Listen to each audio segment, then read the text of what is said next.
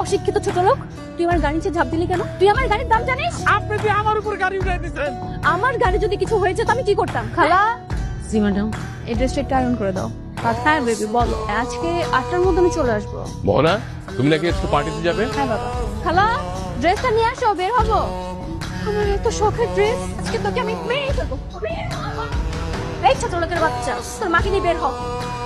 আমার মা তোর লেগে হাসপাতালে মরতে আছে, আর তুই এই জায়গায় পয়সা পয়সা নকশামি করো। তোর নামে মারা গেছে মামলা করবো। আপনার রান্না কর, আর তোর দরকারি সব রুমের ভিতরে আছে, আইনা সুন্দর করে রান্না করেন। চলো কোথায়? কি ওই আপনার বড় লোকের দালান কোটা পাইছেন, যে গ্যাস আছে, ওই যে মাটির চুলা, ওটার মধ্যে এখন ধরে সুন্দর করে রান্না করেন। বারবার এদিক ওদিক তাকাও, হ্যাঁ বারবার এদিক ওদিক যদি তাকাও তাহলে তো খাবারটা পুড়ে দেবো, রান্নাটা পুড়ে দেবো। আর খাবার যদি একবার নষ্ট হয়, সব খাবার তোমার একা খাই দেবো, আগে কই দিলাম। তাড়াতাড়ি চল, আর গাড়িতে এসিটা অন করে দে। সারাদিন কামলা খেলে এই যে গায়ে দিয়ে দুর্গন্ধ কালি ওরে বলে আমি গাড়ি কুড়াম। এইটা আমার বাপের গাড়ি, আমার বাপের গাড়ি নোংরা হবে নাকি আগুনে ঝলসে যাবে সেটা আমাদের ব্যাপার, তোর কি? এই যে ম্যাডাম ফুলি, হ্যাঁ লিস্ট নেই বুঝলেন নাই, এই ঘরটাও সুন্দর করে মুছা শেষ হইলে কাপড় আছে ওই টয়লেটে রাখা, ওটি সুন্দর করে কষলে ধুইবেন, সুন্দর মতো পরিষ্কার হইলে রান্না করে তরকারি রাখা আছে, তরকারি গুলা কাইটটা সুন্দর করে খাবার দাবার রান্না করবেন। খাবার দাবার রান্না শেষ হইলে ওই থালা বাসন গুলা একেবারে চকচক করে ধুইবেন, আর এরপরে ওই ফার্নিচার যেগুলো আছে সোফা টোফা সুন্দর করে পরিষ্কার করবেন। কামে লেগে যান। উফ নো বেবি, তুমি কি তোমার বাড়ির পার্মানেন্ট কাজের বউ হয়ে গেছো? এই দেন বালতি পানি আই না, সুন্দর করে গাড়িটা ধুয়ে ফেলান। গাড়ি দেবো মানে? পানি কোথায়? পানি কোথায়? ওই যে পানি, ওইখান থেকে পানি আনবেন, তারপর দই লাগাই সুন্দর করে ধুয়ে ফেলাবেন। যান। এবার কিন্তু বাড়াবাড়ি হয়ে যাচ্ছে, এইখানে গাড়ি দিতে হবে কেন? অন্য কোনো জায়গা নেই?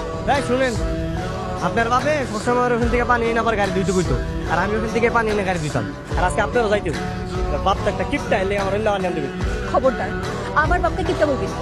কিপটা মানুষের কিপটা করতে কি করবো? দেখেন আমার মনে যাচ্ছে এমনি ভালো না, আর অনেক কাজ বাকি আছে, গাড়ি দেওয়ার পর আবার রান্না বান্না করতে হবে। যান পানি নিয়ে আসেন, গাড়ি যান। আশ্চর্য, আমি এখান থেকে পানি তুলবো কি করে? তুলবো কি করে দেন, আমি দেখাইতেছি কেমন পানি আনতে। আসেন। সত্যি সত্যি যে বাপ বিয়ে করছি, আর আজকে যে আমরা বাসর করতে আসছি, মানে আমার না মানে বিশ্বাস হইতেছে না, আমি তো কল্পনা করতে পারতেছি না। খবরদার, একদম এখানে বসবি না। ভালো ভালো বলতেছে, রুম থেকে চলে যা। যা বলছি। আজব কাহিনী। এই তুমি না আমার বউ, তুমি তুমি আমাদের কেমন করতো তো কেন? একদম নাটক করবি না। তো তোর সাথে আমার বিয়ে হওয়ার শর্ত ছিল, কিন্তু সংসার যে করবো এই শর্ত তো ছিল না। এটা তুমি কেমন কথা বলে? হ্যাঁ তোমার আমি বিয়ে করছি, তোমার লগে যদি আমি সংসার না করতে পারি, বাচ্চা জন্ম না দিতে পারি, তাহলে আমার বিয়ে করে লাভটা কি? আমার কম ছোট লোকের বাচ্চা, তুই তো আমাকে ব্ল্যাকমেল করে বিয়ে করেছিস। তুই যদি আমাকে টাচ করার ট্রাই করেছিস না, আমি কিন্তু তোর হাত কেটে রেখে দেবো। দেখো আমার লাগে না ফাইজলামি, তোমার কি আমি বিয়ে করছি শোকে যে সাজায় রাখার লেগা? হ্যাঁ এই বাসর ঘরে এসে তুমি আমার লাগে মজা নিতেছো? হ্যাঁ এই এত কিছু বুঝি না, তুমি রেডি হও, আমি ফ্রেশ আসতেছি। খুব খারাপ হয়ে যাবে কিন্তু, আমি তোকে ভালো ভালো বলতেছি, রুম থেকে চলে যা। আর যদি উল্টাপাল্টা কোনো কিছু করার ট্রাই করেছিস না, আমি কিন্তু তোর নামে ধর্ষণ মামলা দিব। বাহ বাহ বাহ, ধর্ষণ মামলা দেবে? তুমি যদি আমার মামলা তো আমি মামলা দিতে রাজি আছি, কোনো সমস্যা নাই। মানে আমার বিবাহিত বউয়ের কাছে যদি আমি যাই আর তাহলে যদি আমার ধর্ষণ মামলা খাইতে, আমি নিতে রাজি আছি।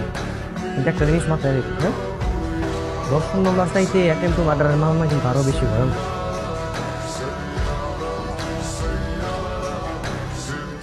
রেডি হও, আমি ফ্রেশ হইতেছি।